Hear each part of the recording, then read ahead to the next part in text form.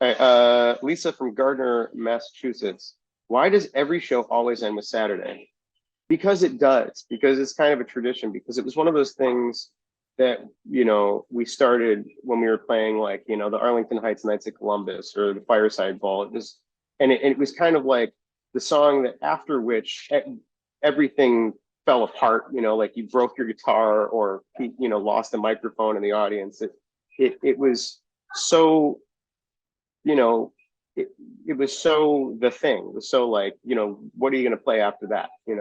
And like I remember at the Wheaton Community Center, there was like basically a riot, like a little scale, people like because they wanted to I guess we went like 3 minutes over or something, and they turned off the power, and the audience was really upset.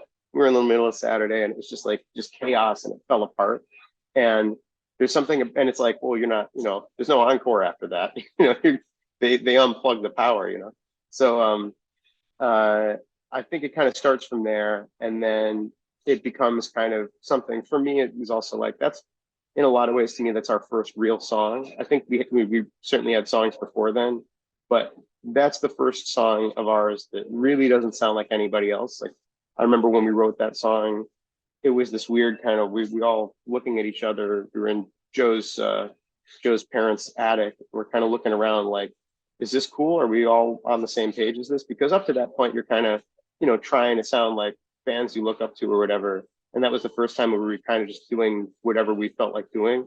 And there's something magical about that to me. So I really like staying with it. It's like our history. Lexi from Baltimore. Question for Andy. How often do you replace your drum sets? Um, I mean, I used to kind of get a new drum set for every like record cycle.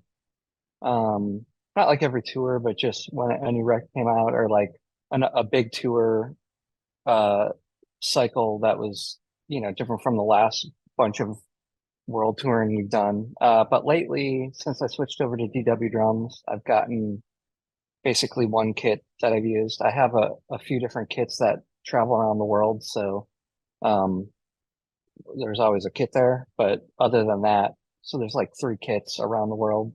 But other than that, it's just that one kit that I've been using, I don't know, since 8 years or something now at this point, 7 years. I don't know. Aubrey from Plattsmouth, Maine. What is your favorite dinosaur? Um, I don't know. I don't know if the dinosaurs that I used to think were my favorites are still dinosaurs, or they've been scientifically disproven or something. But all I can really think of is when I was a kid, I used to love Triceratops. I thought they were very cool. Anyone else like dinosaurs? What a great question. That's a great Uh, question.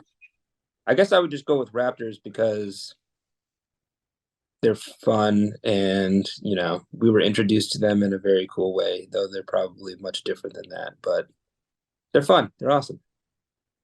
Argentinosaurus, it's giant. So far, last I checked, it's the largest known land animal ever. So, I'll take another. Ivana from England. Is there a reason why you guys haven't been on any of your album covers since Take This to Your Grave? Uh, Not that I know of. I have no idea. It's like, when you nail it so well on the first album, like, why would you ever do it again? Like, it's like so well done. Yeah, we looked great. it's so perfect. It's never gonna. I'm never gonna look that good again. uh, I always think of things to me, and we talked about it a little bit before, but like, uh, you're in service of the art, kind of, or whatever. So whatever it's called for, and I just don't think that uh at the time of Take This to Your Grave, we were like a very bare bones operation, and that was really like I went back because we're coming up on anniversaries of Take This to Your Grave and went back and looked. I was like, maybe there's outtakes from that album cover of like different ones, and it's like, no, you were just standing like in front of the couch, sitting on the couch, standing in front of the couch. It was kind of all we could, I think, afford to do, and whatever, that was the bandwidth we had. And now I think I was too Um, pale for the lighting. Remember that?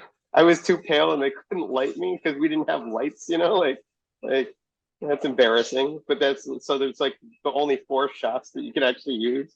So my skin was blowing out the camera. vampiric. Yeah, so I don't know. I think it did like if we I guess feel like there's an album cover where it makes sense. But other than that, like if you want us on the album cover, you could like make one and if we love it enough, maybe we'll use it or else we'll just see it on the internet and that's awesome. I love seeing people's takes and their own art on like what this stuff could be. I think it's so fucking cool and it like reminds me of like when we used to draw, Metallica stuff, when we were in school or whatever. But like this is that on steroids because you guys are great artists and stuff and it's very cool to see.